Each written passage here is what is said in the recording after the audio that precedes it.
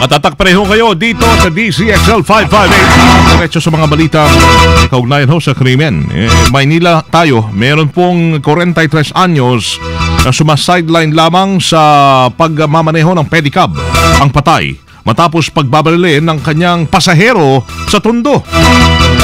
Namatay anon din si Ronnie Bruta, helper ng isang cargo truck ng 220 Interior 60 Rodriguez Street, Balot, Tondo, sanhin ng tama ng bala sa tenga.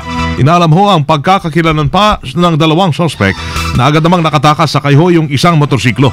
Naganap yung insidente sa harapan mismo ng San Rafael Church sa Rodriguez Street, Balot, Tondo, kung saan sumakay yung mga suspect sa pedicab driver sa kanto ng Honorio Lopez at Rodriguez Avenue at nagpahatid sa loob ng subdivision ng San Rafael. Subalit, pagsapit ho sa harapan mismo ng simbahan, pinagbabaril ang biktima na nagresulta naman ng kanyang agad na kamatayan.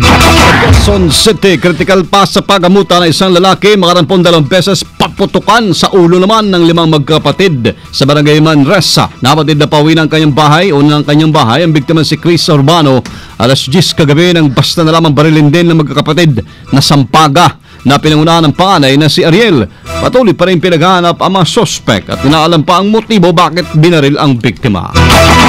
Taxi! Driver, hinold up sa Quezon City. Report si Silvestre Labay. Rambo, i-radyo mo. Dumulog sa Station 10 ng QCP ng isang taxi driver matapos ito hold upin ng 3 katao kabilang na isang babae. Kinilala ang biktima na nataglayan ng kanyang kinita sa magdamag na nagkakahalaga ng 1,300 pesos, ang kanyang ATM card, ID at iba pang malagang papeles na si Glenn Doyen, 30 anyos, residente ng Service Road sa bagong Barrio Caloocan City. Batay sa pahayag ng biktima, minamaneho niya ang kanyang taxing Roland taxi na may plakang TXJ 752 at tinatahak ang kahaba ng Scout Santiago sa barangay South Triangle, Quezon City, nang biglang magdeklarang hold up ang kanyang pasahero, kung saan isa rito ay babae. Tinutukan ng biktima ng patalim at sa pilitang kinuha ang kanyang kinita sa magdamag at ang madaling tumakas ang mga suspect. Kasama mo sa Quezon City para sa DCXL 558. Ako si Silvestre Labay, Tatak, RMN. RM. Naglalagap na mga balita. DZXL Bulat Palaro NBA Update. Itong masweep ng New York Knicks ang Boston Celtics sa first round po ng Eastern Conference ng NBA Playoffs. Ito matapos manalo ng Boston sa score na 97-90 sa Game 4 ng kanilang laban kanina, kung saan 3-1 na ang kanilang serye kontra New York. Tuloy na pong winalis ng Miami Heat ang Milwaukee Bucks sa kanilang serye 4-0 matapos manalo ng Heat sa score na 88-77 sa Game 4 ng kanilang laban. Sisikapin naman ang Los Angeles Lakers na manatili po ang kanilang kampanya sa Western Conference Playoffs sa kanilang laban kontra San Antonio Spurs, habang mag-aarap din sa Game 4 ang Golden State Warriors kontra sa Denver Nuggets.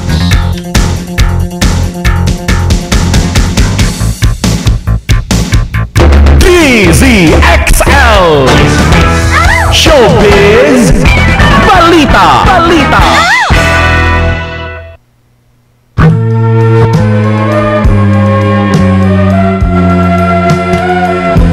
Wala sa isip ko. Loli, hello. Monday na. Gising na, umaga na. Loli. Mamahalik sa isa. Hello, everybody and everywhere. Oh, hi. Kamusta kayo? Uy, pagtaksi. Sumagot naman kayo. Okay lang kami, Loli. Yan. Sorry. May pumasok kasi Bibigyan namin lahat sa iyo ang oras. Thank you so much. Well, I have ang Beer House ang music natin ngayon. Paborito kasi to ng ating piloto na si Ray Albesa. I-request niya yan kada Biyernes, Martes at Huwebes. Diyan sa Durango Bar and Restaurant sa May Angono. Meron pa ba nun? Angono, Makati City. Loli, hindi mo pa ba napupuntahan yan? Hindi, sinabi, naikwento lang sa naikwento akin. lang sa'yo. Kasi may love problem siya kanina. Okay. Well, anyway. Sige. Eto na ha, baka mag-overtime tayo. May interview pa naman mamaya. My is Loli for today. Of course, it's me, Loli. Loli Papa Rapapa. Nilinaw ng actress na si Kim Chiu na hanggang pictures lang muna siya. Picture lang muna. Hindi pa niya raw kayang magpa-sexy. Hindi niya kaya yung ginagawa nila na ipinapakita lahat ng kanilang kutis, yung kanilang flawless na katawan. Naging controversial kasi ang actress matapos niyang i-post ng kanyang matapos nito na mag-post ng kanyang picture na naka 2 pieces lamang chicken. At least dalawa. Oo, sa isang social na networking site.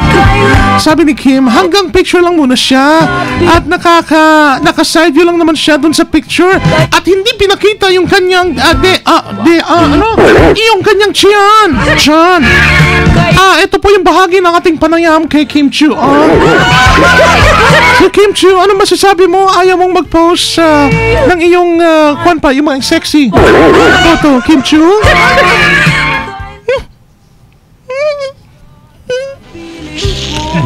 Tipid.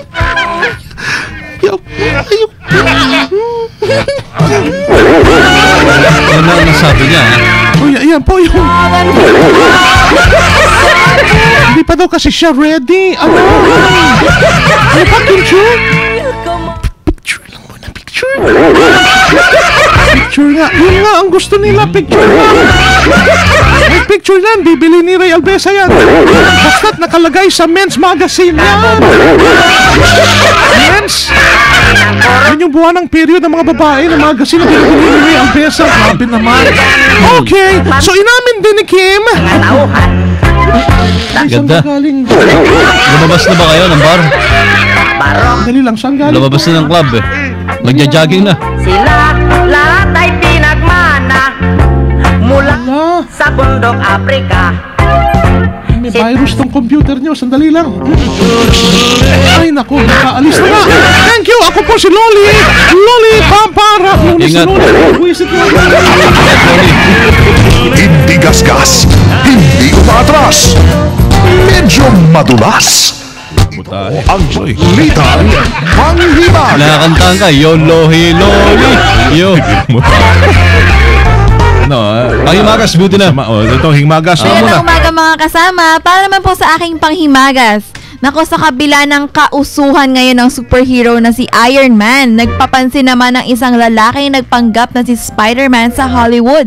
Nagnakaw kasi sa isang empleyado ng bus company ang naganap na superhero. Ang nagpanggap na superhero. Habang nakasuot ng costume, ninakaw ni Spidey ang pera at credit card information ng naturang empleyado na aabot sa halagang $6,000. Sa ngayon, iimbestigahan ng pulisya ang lahat ng mga tao sa lugar na may Spider-Man costume. Di ba ngayon usong-uso na yung Iron Man? At sinamantala naman to ni Spider-Man. Ayaw niya matalo sa... At yan po ang balitang panghimagas kan DZXL Sin Won Chong Sin Washer Phoebe Tatak Armen. DZXL Ulat Trapiko. Ito na si Superman. Bye! May pelikula rin to, Superman, di ba? Meron. Part 2, Christopher Reeves pa ang bida. May premiere night pa nga yun eh. Bye! Magandang umaga ka sa mga buddy at weng dito sa kahabaan ng EDSA. Kung ikaw ay magagaling sa EDSA Kamuning, patungo naman sa bahagi ng Makati, Banayad hanggang mabagal ang usad ng mga sasakyan hanggang makarating sa harapan ng POA. Pagkalabas sa bahagyang buwabagal, tuloy-tuloy hanggang sa Guadalupe. Sa kabilang linya, patungo naman sa bahagi ng monumento, tuloy-tuloy ang usad ng mga sasakyan. Bahagyang bumabagal pagdating sa Show Boulevard hanggang sa makarating dito sa harapan ng Mega Q-Mart. Bakit daw matraffic sa C5 ngayon? Isa sa mga dahilan yung volume ng mga sasakyan. Sabi.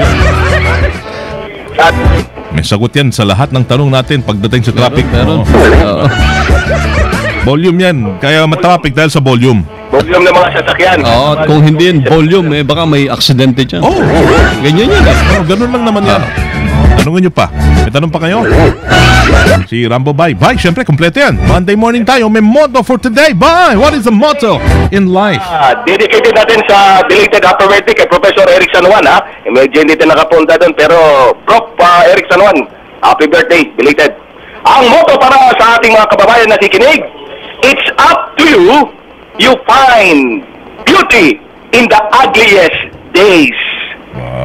Ayos ah.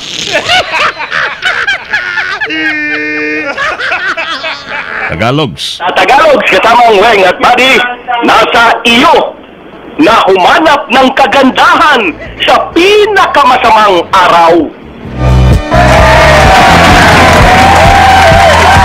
You're the man. Yes, yan na kasamang Yes. Araw na natin ngayon. Kakasama ng araw to ah. Yes, man. Thank you, bye. Yes. kasamang Buddy at Weng, kasama mo sa kahabaan ng EDSA Kamaning, Silvestre.